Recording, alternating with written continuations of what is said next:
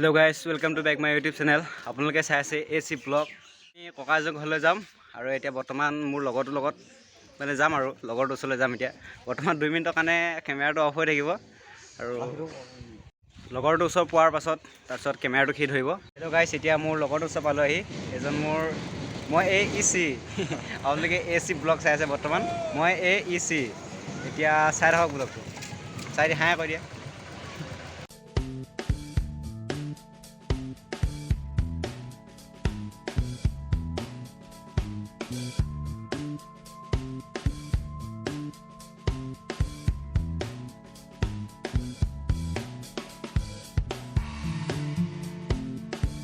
Hello' guys, প্ৰথমতে আমি সোণমণিতা দোকানত তেল আধা লিটাৰ ভৰাই লওঁ। একচুৱেলি মানে তেল নাই মানে গাড়ীত।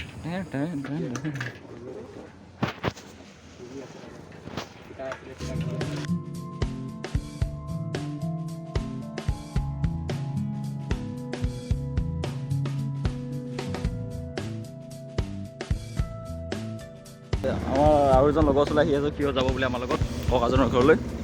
এতিয়া চাওক আমাৰ গাঁৱলীয়া ৰাস্তা, বৰষুণ পৰি গোটেই ৰাস্তা কিবা হৈ আছে, বহুত বেয়া, নন বেয়া।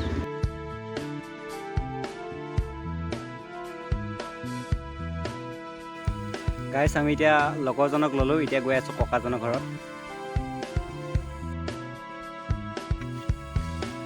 যদি এতিয়ালৈকে ভিডিঅ'টো চাই আছে তেতিয়াহ'লে সম্পূৰ্ণ চাওক। যদি ভাল লাগে লাইক কৰিব আৰু লগতে কমেণ্ট এটা কৰি দিব।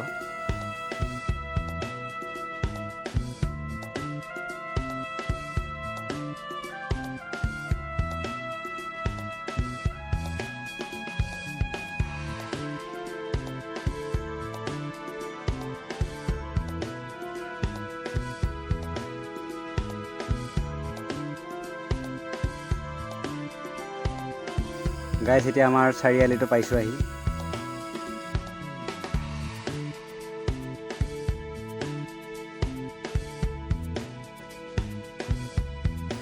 এই বনাওঁ, এই চাৰিআলিৰ দোকান এইখন দোকানৰ দোকান।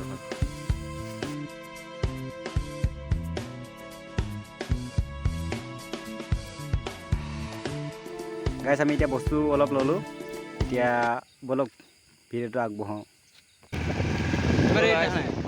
এতিয়া আমি ককাজনৰ ঘৰলৈ গৈ আছোঁ, তিনিজনে চাই থাকক ঘৰলৈ।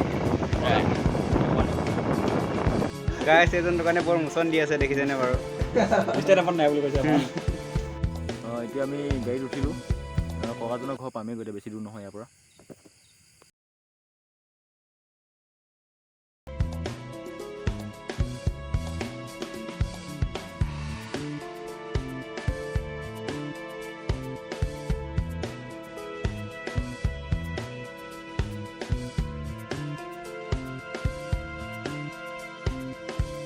গাইজ, ককাজনে মানে একচুৱেলি চকীবোৰ মানে একদম ঠিক কৰি আছে আৰু বহিবলৈ কাৰণে।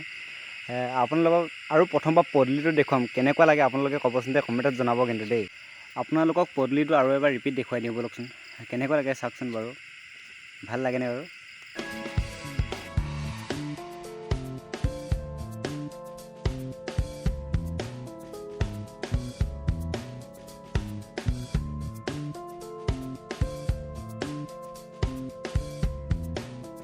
গাইজ, এতিয়া আমাৰ ককাজনৰ ইণ্টাৰভিউ ল'ব আমাৰ মৃণাল দাই।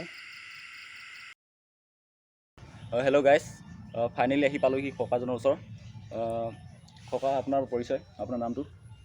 নমস্কাৰ, মোৰ নাম শ্ৰী জয়কান্ত নাথ, গাঁও আলিচিগা, দাঁত গা সজোৱা, জিলা মৰিগাঁও। এতিয়া মই আপোনালোকৰ ওচৰত কিবা দুটামান কবিতা গাই দিম বুলি ভাবিছোঁ।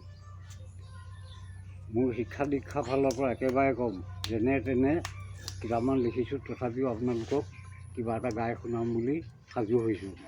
ককা, আপুনি যে কৈছে কবিতা লিখিছোঁ বুলি, নিজে লিখিছেনে? কিহৰ ওপৰত লিখিছে মানে?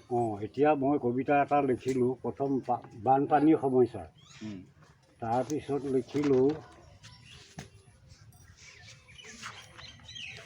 ৰেলগাড়ী গতি বৰ্ণনা এটা লিখিলোঁ, তাৰপিছত এনেই অন্যান্য আৰু 4টামান লিখিলোঁ আৰু। বাৰু গাই শুনাম আৰু। গাইজ, এতিয়া বৰ্তমান অসমত গোটেই অসমতে বানপানী হৈ আছে। সেইকাৰণে আমি ককা মুখৰ পৰা প্ৰথম বানপানীৰ বিষয়ে ৰচনা কৰা কবিতাটোকে শুনো। আহক যাওক। মানে কবিতাটো কি হ'ল মানে বানপানীৰ সমস্যা। সাগৰৰ ঢৌ আহি সোমাল অসম, জলবিদ্যুৎ প্ৰকল্প নহ'ল সক্ষম। সেনে ফুটো কাৰে আহি কপিলি জাগিল, হাঁহি মনে মাথাউৰি ভাগি পৰিল।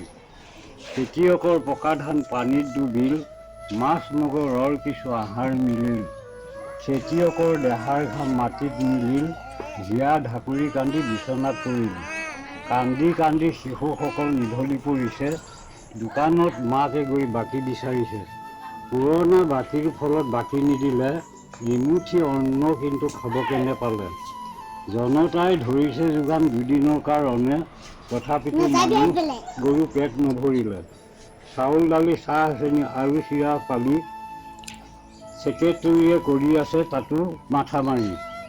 বাঢ়নিৰ পানীত পৰি কত মানুহ মৰিলে, সাংবাদিকক মাতি ততালিকে খবৰ ধৰিলে। জন্ম দিয়া মাতৃ আই থাকে কেনেকৈ, পুনৰ আহিম আই তোমাৰ কাষলৈ। শুকনি পানীত হয় হাইজাকৰ লেৰা, চিকিৎসকসকলে গৈ যোগান ধৰিবা। বানপানীৰ কথাবোৰ এহিমানে থলো, বহা টুটা হয় যেন চৰণতে ধৰি। ককা কবিতাটো শুনি বহুত বেছি ভাল লাগিছে। পৰিস্থিতিটোৰ ওপৰত মানে একদম খাপ খাই পৰিছে। অসমৰ এতিয়া গোটেই অসমতে বানপানী হৈ আছে। কবিতাটো একেবাৰে বহুত ভাল লাগিছে মানে, খুব সুন্দৰভাৱে লিখিছে আপুনি। আপুনি নিজে লিখা ন? নিজেই লিখা। নিজে লিখা মই শিক্ষা ফালৰ পৰা একেবাৰে কম, তথাপিও কাৰো আশ্ৰয় নোহোৱাকৈ নিজেই মগজতে সাজি এইকেইটা কবিতা লিখিছোঁ। ককা আৰু আপুনি কি প্ৰতিভা আছে আপোনাৰ, আৰু অসমৰ ৰাইজক কি দেখাব বিচাৰে, আপুনি কি কৰি দেখাব বিচাৰে? এতিয়া মই সেই কবিতা দুটামান দেখালোঁ। তাৰ ভিতৰত এই সুৰৰ ফালৰ পৰা মই আঞ্চলিকৰ বায়ন, তাৰ ভিতৰত আকৌ এই হাৰমনিটো অকণমান চৰ্চা আছে, কেচিঅ'টো আছে, এনেকৈ ধৰি আৰু সময়ৰ লোকগীতো গাওঁ, সেইটোতো ৰৈ নাথাকোঁ। তেনেহ'লে ককা আপুনি অলপ হাৰমনিয়ামখনকে বজাই শুনাই দিয়ক। বাৰু বজাব পাৰিম আৰু।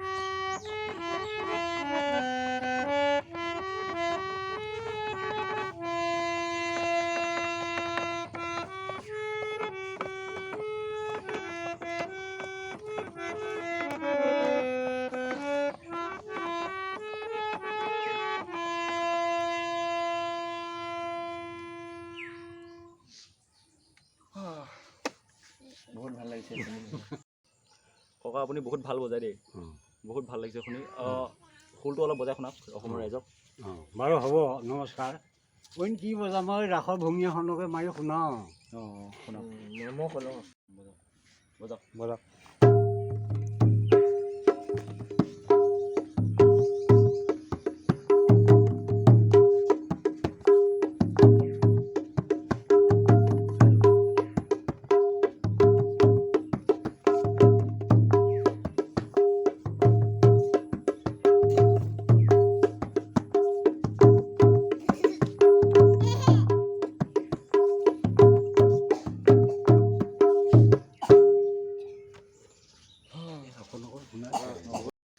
ককা, আপোনাৰ প্ৰতিভাবোৰ দেখি শুনি বহুত বেছি ভাল লাগিছে। অৱশেষত আৰু এটা কবিতা শুনিব বিচাৰিছোঁ। বাৰু শুনাই দিম। মাতি যাম কবিতা। ধনী লোকে মিছা কয় শুনিবলৈ উচিত, গৰীব লোকে সঁচাকৈ শুনিবলৈ কুচিত। ৰে মন ভাই খেনে খেনে টুটে, তই মেৰি প্ৰাণ কোনদিনা চুটে। গতিকে এই মদ গৰ্বী মানুহ এজনৰ ইয়াত বাখ্যা আছে, সেই উদ্দেশ্যলৈ মই এই প্ৰশ্নকেইফাঁকি আগত মাতি দিছোঁ। এতিয়া মাতি যাম, শুনি যাব।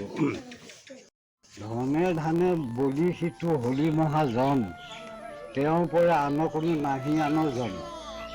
সখা গৰা পৃথিৱী তেওঁ অধিকাৰী, আৰু আন জন আছে নাহিকে ভকতি। ধনৰ গৌৰৱ সিটো বাঢ়ি যায় দিনে দিনে, খোৱা পাতিত ভাবি থাকে সেই মহাজনে। লোভ হ'লে পাপ হয় জানা সৰ্বজনে, সেইজন মহাপাপী যায় ৰখাতলৈ। সপোনত লাখ টকা হাতে হাতে পালোঁ, ততালিকে গৈ মই বেংকত থলোঁ। সাৰ পাই উঠি দেখোঁ হাতে টকা নাই, শাল গছত পুৰি যেন উৰি যায় চাই। দিনে ৰাতি কাটি খাই কুকুৰে শিয়াল, ৰাম নামৰ বিনে আন নাহিকে সকল। তৰ ধৰ্মত ষাঠি যদি কৰাহা ভকতি, জানিবা সিজনৰ দুখ মিলিব মুকুতি। যদি পাৰা বৈৰাগ্য সন্যাস হোৱা যিটো জন, অনায়াসে বৈকুণ্ঠ চলয় গমন। দশ দলে বিহুভেদ যিজনে কৰিব, অনায়াসে গতি মুক্তি সিজনে লভিব। মহাজনৰ কথাবোৰ এহি মানে থলোঁ, বহা দুটা হয় যেন চৰণত ধৰো। বহুত ভাল কবিতা আছিল এইটো। মানে কবিতাটো কাৰ ওপৰত আছিল? এজন ধনী সদাগৰ লোকৰ বিষয়ে লিখিছিলোঁ। তাৰ অহংকাৰৰ ওপৰত। অহংকাৰ ভাৱৰ অঁ, সেই কাৰণত লিখিছিলোঁ। আপুনি লিখা তিনিটা কবিতা বহুত বেছি ভাল লাগিলে। অঁ এতিয়া গাইজ আমি ককাৰ ওচৰৰ পৰা বিদায় ল'ম বুলি ভাবিছোঁ। অঁ যদি আমাৰ ভিডিঅ'টো চাই ভাল লাগিলে তেনেহ'লে like comment share and subscribe কৰিবলৈ নাপাহৰিব চেনেলটো। ককা এতিয়া আমি যাওঁ দিয়ক এতিয়া। যোৱা গৈ যোৱা, আগলৈকে যদি ঈশ্বৰে গাত শক্তি দিয়ে আৰু এনেকৈ শুনাব পাৰিম তোমালোকক। অঁ, আমি তোমালোকে সামৰণি মাৰি লওঁ। অঁ, এতিয়া যাওঁগৈ।